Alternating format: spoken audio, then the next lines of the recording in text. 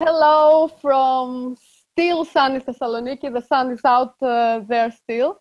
For those who don't know me, I'm Theodora. I teach German and English in Thessaloniki, and my subject today is students' voices.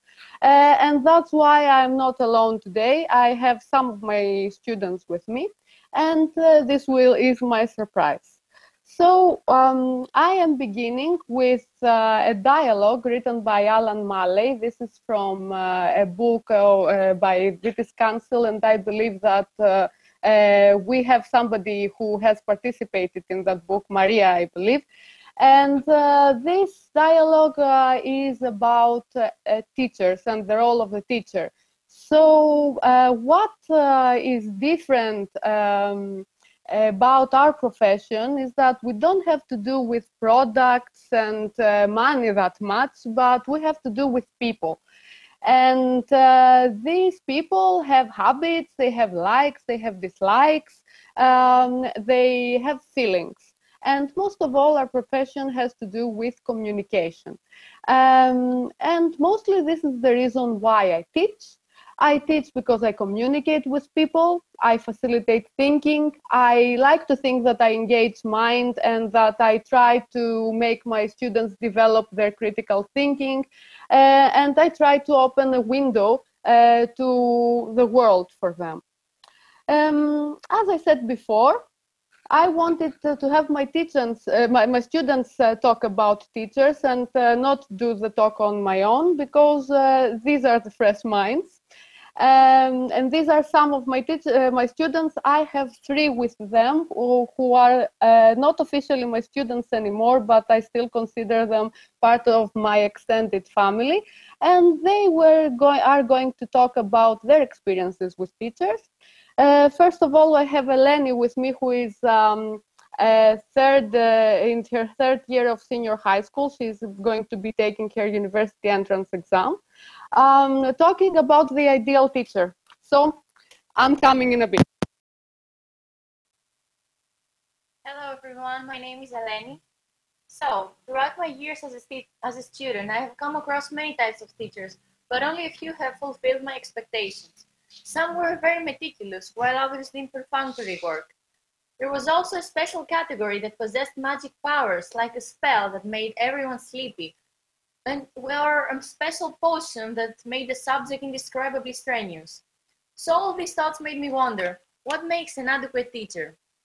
To start with, the fundamental role of teachers is to zealously hammer interest for the subject and not vigorously prepare students for exams and certain types of exercises. And even if they are obliged to do so, they should avoid the obsolete and conventional teaching methods to curb intellectual stagnation and bluntness. The use of digital means in class can trigger the interest of pupils hiding from burnout in a vast spectrum. Because of students' intimate relation with computers, they memorize information more easily, even when you bombard them with an abundance of details.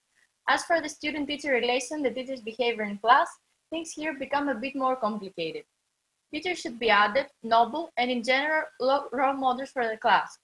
Being demanding, frigid, and strict isn't going to help create an assertive and respectable teaching figure. Instead, teachers should shape more profound relations with every student and should not be afraid to deviate from the regular subject.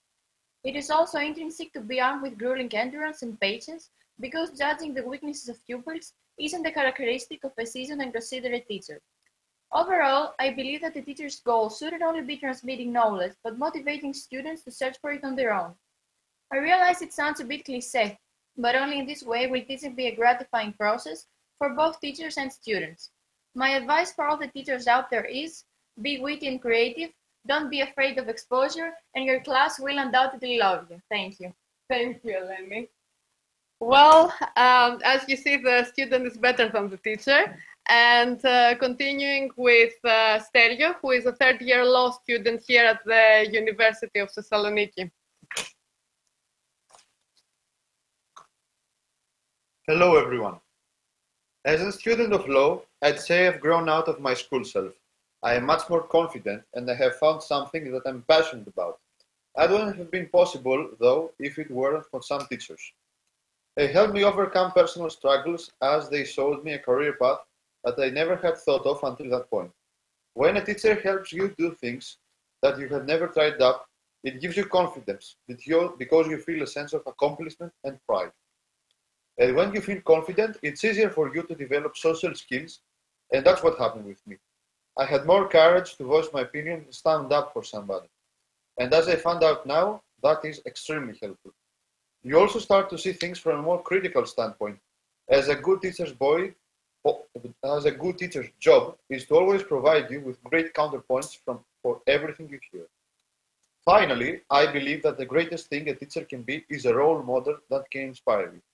I feel inspired by the way teachers conduct themselves, behave when they're teaching, and most importantly, when they provide advice for more personal problems, following the footsteps of our parents, who did the same thing when we were younger. Thank you, Stereo. And my nervousness led to the fact that I didn't change the slides. This was a Stereo slide. Last but not least is Eleni, who is probably going to be a teacher in a few years because she's at the Department of Balkan, Slavic and Oriental Studies, I never remember it, talking about the annoying teacher. Hello from me. So during my years as a student, I have come across a variety of teachers. Some of them were really good, but some of them were very annoying. But what kind of teacher is very annoying? First of all, the one who makes fun of his students, sorry. They belittle their students, and as a result, students feel very bad and they lose their confidence. Secondly, the one who talks about his life. When the lesson takes 40 minutes, it's not possible to listen about their experiences half of the time. The one who is very strict, we need to breathe, and we are not in a military camp, and they need to remember it. And the one who does most of the talking in the classroom, it's very important for us to discuss and express our opinions and our feelings. Thank you. So that was Eleni. Having listened to my students' opinions and having studied other surveys about teachers, I came to realize the fact that the teacher has multiple roles, and these are some of them. So a teacher, of course, is a source of language and knowledge. This means that we have to keep up to date with what's happening in the world. We also are facilitators of learning, and this means that we have to create our own material. We have to adapt to materials to our students' needs. We are assessors and enablers. This means that we evaluate our learners' efforts, we praise them, we warn them, and we get them to work harder and reach their full potential. And we are also evaluators and tension relief helpers. Whenever there is a problem, maybe it is a learning problem, maybe it's not a learning problem, a personal one, we are there to help them overcome their difficulties and guide them. A teacher should be a manager, a leader. How many times have we organized initiatives, we have negotiated, we have organized new projects. And also, we are source of inspiration, I'd like to believe, especially people who work in unfavorable circumstances, teachers who work at refugee camps, war zones, areas that have been stricken by complete poverty, and the teachers are there to inspire their learners and pass their knowledge. And last but not least, we are rapport builders.